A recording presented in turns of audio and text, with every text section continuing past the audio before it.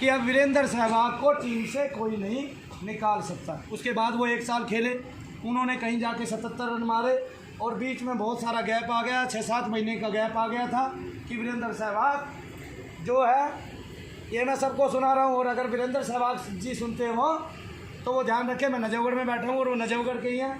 मेरी 2 दिन की साधना थी, प्रदीप शर्मा जी कोई धामपुर चीनी मिल में मैनेजर है और उनके लिए थी वो, उनका कार्य मैं आपको नहीं बताऊंगा, लेकिन उसके बीच में मुझे स्वप्न सिद्धि थी और मैंने पंडित जी से पूछा, जो मंदिर बक्करवाला में ऊपर बना हुआ है नहर पे, मैं वहाँ रह रहा था और 9 दिन की मैंने उनके लिए साधना की थी। तो मैंने उनसे पूछा कि मुझे ये सपन आया और मुझे सपन सिद्धि है और ये सपन मुझे व्यर्थ नहीं आ सकता, आप मुझे बताइए इस सपन का अर्थ क्या है। वहाँ पे बैठ के मेरे 3 काम आए। एक तो पहली बार मैंने प्रेत को देखा, 2004 की बात है, मेरा प्रेत से मुकाबला हुआ पहली बार। डेट मेरे पास डायरी में लिखी हुई है। उस प्रेत ने जो क्या कहते हैं, उस पंडित जी के पास था, 8 महीने खीरे का रायता पी के उसने साधा था उसको, और जिसकी वो चौकी लगाता था और जिसको अहम था कि मैं इस गांव में 40 लाख की गाड़ी ला के दिखाऊँगा, क्योंकि ये जो गांव है जाटों का है और इस गांव में जो है ना जाटों के पास बड़ी बड़ी गाड़ियां हैं, तो मैं उनसे भी महंगी गाड़ी ला के दिखाऊँगा। तो मुझे ये पता चल गया था इसका अहम भाव खुल के ऊपर आया हुआ है। वो उसको दयालु जी महाराज कहता था और उस प्रेत के पास जो है गर्दन उसकी दिखाई देती थी। आदमी के आने से पहले जो ये बताता था इसका ये काम है, सरदार जी इस काम से आया, और वो कार्य कराने के पैसे लेता था मोटे चंगे। तो पंडित जी ने बताया ये बक्करवाला का जो मंदिर है, इसके जो रहने वाले लोग हैं, जो इसका निर्माण हुआ था और जिस आदमी ने इसका निर्माण कराया था उसके दोस्त का नाम वीरेंद्र सहवाग है। और जब वो न्यूजीलैंड से सेंचुरी मार के आए थे तो उन्होंने उसके उपरांत इस मंदिर की पहली नींव रखी थी, पहली ईंट रखी थी। तो मैंने अर्थ लगाया, मैंने तात्पर्य लगाया, मेरा तात्पर्य गलत भी हो सकता है, कि जब वीरेंद्र सहवाग ने पहली ईंट रखी थी तो उसने कुछ ना कुछ मंदिर के लिए, शनिदेव महाराज के लिए दान भी दिया होगा और उस दान का फल आज दे रहे हैं शनिदेव महाराज। ऐसी वो कृपा करने वाले हैं कि आपने दिया कब और वो प्रदान आपके बुरे समय में दे रहे हैं आपको। पता है ना, वीरेंद्र सहवाग को 1 साल के लिए बाहर कर दिया गया था और कोई पूछ नहीं रहा था। फिर उसके बाद उन्होंने 77 रन मारे और फिर जब वो टीम से गए तो आदर सहित गए। हालांकि वो भव्य स्वागत जो नजफगढ़ के लोग या उनके चाहने वाले चाहते थे वो उनका नहीं हुआ, लेकिन हमारे दिलों ने हमेशा उनका स्वागत किया और ये भी माना कि बहुत अच्छे क्रिकेटर थे और व्यक्तित्व भी बहुत अच्छा था और ऐसे लोग रहेंगे तो भारत का नाम भी रोशन रहेगा। ये तो छोटे छोटे। और उस दयालु जी महाराज ने, जब मेरी पहले दिन की साधना थी, 53,000 मंत्र का मैंने जप किया। उस दयालु जी महाराज ने, क्योंकि उस पंडित ने उसको मंदिर में जगह दी हुई थी, वो तख्त पे सोता था और मुझे पता नहीं था और मैं भूल से उस तख्त पे लेट गया। उसने मुझे बेचैन किया और बेचैन करने के साथ साथ मेरे जीवन का भूत प्रेत के वास्ते या किसी सिद्धि के वास्ते पहला अनुभव हुआ। उस प्रेत ने मेरे पैर उठा लिए और मेरे पैर उठाते ही मैंने शनिदेव महाराज को पुकारा। शनिदेव महाराज प्रकट थे, हाथ में हंटर था और फटाफट सट्टाक सट्टाक सट्टाक 3 बार आवाज़ हुई और उसके बाद से दयालु जी महाराज किस लोक में गए कभी पता नहीं चला।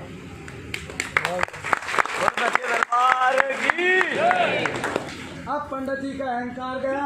आज उसी मंदिर में जो मेरी लिखी हुई एक स्तुति है, जो भगवान ने इस उल्टे हाथ से लिखाई है, उस स्तुति का पाठ होता है।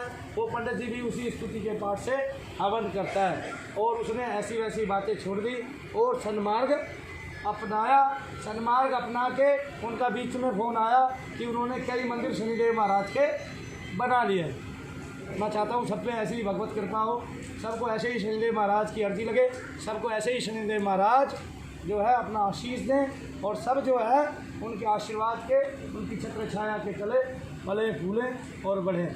जिसका फिर घर पे प्रेत नहीं कट रहा है, जिसको दर्द और बढ़ गए, वो मेरे पास उसके बाद आ सकता है। अपनी क्रिया घर पे चलेगा तो उसको करके चलेगा तो उसको ये भी पता चल जाएगा कि मेरा प्रेत अगर वहाँ भी दिखाई दे रहा है तो कितना ताकतवर है। कोई आदमी इस क्रिया को 2 बार भी कर सकता है, अगर उसको और लाभ भी मिल रहे हैं तो वो 3 बार भी कर सकता है और बच्चे के ऊपर से भी कर सकता है। केवल 1 गोला डाल के माताएं बहनें, केवल 1 गोले का हवन करके माताएं बहनें ऐसे 11 बार ओम नमः शिवाय बोल के अपने बच्चे को सुरक्षित कर सकती है, उसको नज़र उसकी उतार सकती है। अब नजर उतारने के लिए मिर्च की जरूरत नहीं है। ये थोड़ा महंगा जरूर पड़ेगा मिर्च की बजाय, बाती की बजाय, लेकिन इसका सीधा भोग भगवान को जाएगा। और जगत मजूरी देते हैं क्यों रखे भगवान, आपका भगवान कुछ नहीं रखने वाले। मैं सरदार जी के घर में मजदूरी करूँगा तो ये सरदार जी की जिम्मेवारी है मुझे मजदूरी दे, और देते हैं लोग। और जब जगत मजदूरी देता है तो भगवान क्यों नहीं देगा भाई? मैं मेहनत कर रहा हूँ, भगवान क्या मुझे फल नहीं दे रहे? बताओ, क्या उसको पता नहीं है मैं 10 बजे आके रात के 11 बजे जा रहा हूँ या 10 बजे जा रहा हूँ? क्या उसको पता नहीं है मेरा गला बैठ गया? क्या उसको पता नहीं है कि मैंने कितने दर्द में काम किया? क्या उसको पता नहीं है इस बीच में मुझे बुखार भी आया होगा 3 साल तक? क्या उसको पता नहीं है मुझे दस्त भी लगे होंगे? क्या उसको पता नहीं है मुझे खांसी भी हुई होगी? उसको सब पता है। आपकी एक एक बात को भगवान जानते हैं, एक एक बात को। एक ही चीज़ से भगवान पर्दा करते हैं। जब आप अपनी पत्नी के साथ होते हैं वो गुप्त है, वहाँ पे भगवान ना तो खुद पहुँचते हैं ना किसी को पहुँचने देते हैं। तो कोई तांत्रिक वहाँ पे अपनी नज़र नहीं गड़ा सकता, बता नहीं सकता कि आप उन अंतरंग पलों में क्या कहते हैं कि किस अवस्था में। ये चीज़ भगवान ने छिपाई हुई है, बाकी सब वो खुद देखता है, खुद जानता है। और कौन किस पल क्या करता है ये भगवान को तो पता है उस पर क्या हो रहा है, लेकिन कौन किस पर क्या करता है उसकी निगाह सब पे है। तो उसकी निगाह से बचो, उसकी निगाह से तभी बचा जा सकता है जब सत्य का वधन करोगे। आज मैं खुल के कहता हूँ, महर्षि दयानंद जी ने एक बात बताई कि ईश्वर आपके साथ है, वो पर ब्रह्म आपके साथ है, वो ब्रह्म आपके साथ है। आप 2 काम कीजिए, आप रोजाना उसका हवन कीजिए, वातावरण शुद्ध हो जो हम कर रहे हैं। आप रोजाना ऑर्गेनिक पदार्थों से, गोला ऑर्गेनिक पदार्थ है, आप रोजाना उसका हवन कीजिए। और फिर क्या कीजिए ये भी मैं बताता हूँ, और रोजाना सत्यवदन कीजिए। और आर्य समाज आज जो बहुगणित नहीं हो पाया, जो बहुत ज़्यादा नहीं बढ़ पाया, वो इसी कारण नहीं बढ़ पाया कि लोगों ने ना तो हवन ही किया और ना सत्य ही बोला। जबकि ये प्रत्येक व्यक्ति के लिए था कि आदमी हवन करे और वैदिक रीति से वो चलेगा तो उसका जीवन तपस्वी होगा, तत्वमय होगा और साक्षात क्या कहते हैं ऊंचा उठा हुआ होगा।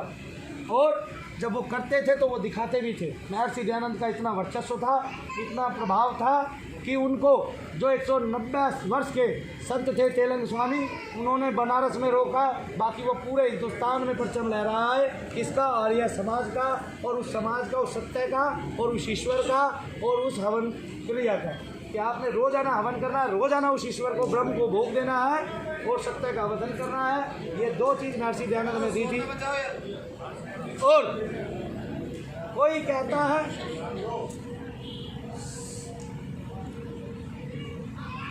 भाई यहीं पे समापन करते हैं। ये दोनों वीडियो लोगों को कार्य कराने में, उनके कार्य सिद्ध कराने में मदद करेगी, आपकी दुनिया भर के रोगों को क्षमा करने में, दूर करने में मदद करेगी आपको। और क्या कहते हैं, आप रोगों से छुटकारा पाए, मेरी यही विनती है। माताओं बहनों के शरणा देने मेरी यही विनती है। प्रेतों से उद्धार पाए, यही मेरी विनती है।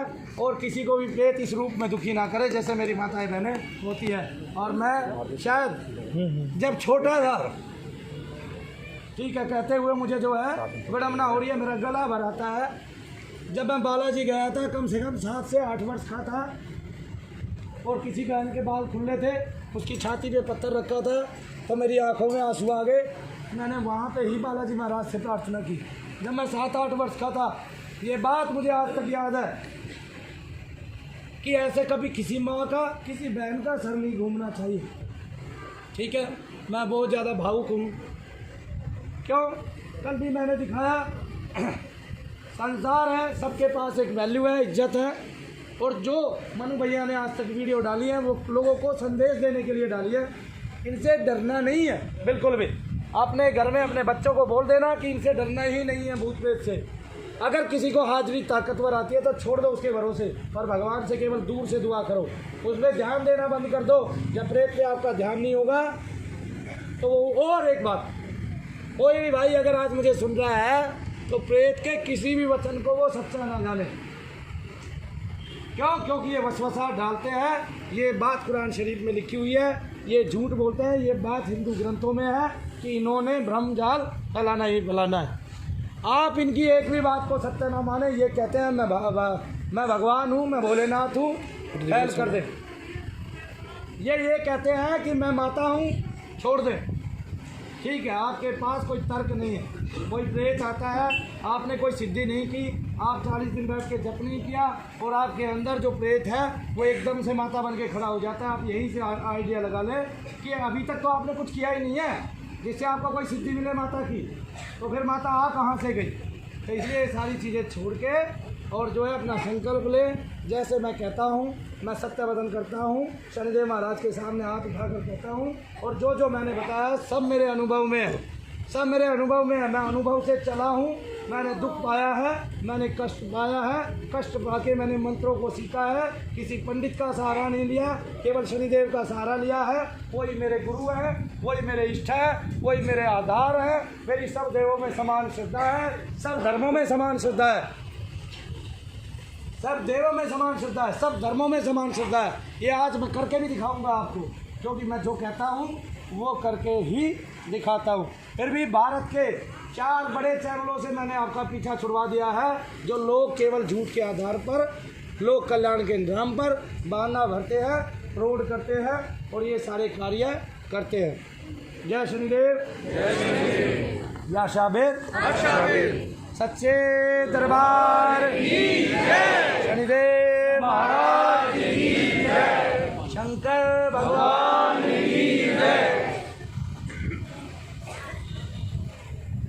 प्राणियों में सद्भावना हो, प्राणियों में सद्भावना हो, विश्व का कल्याण हो, विश्व का कल्याण हो। भारत माता की जय, गो माता की जय, गो माता की जय हो, भारत माता की जय हो। और तांत्रिकों का नाश हो, तांत्रिकों का नाश हो और विश्व का कल्याण हो, कल्याण हो। बोलो जय शनिदेव, जय शनिदेव, जय शनिदेव, जय शनिदेव, जय शनिदेव, जय शनिदेव, जय शनिदेव, जय शनिदेव, जय शनिदेव, जय शनिदेव।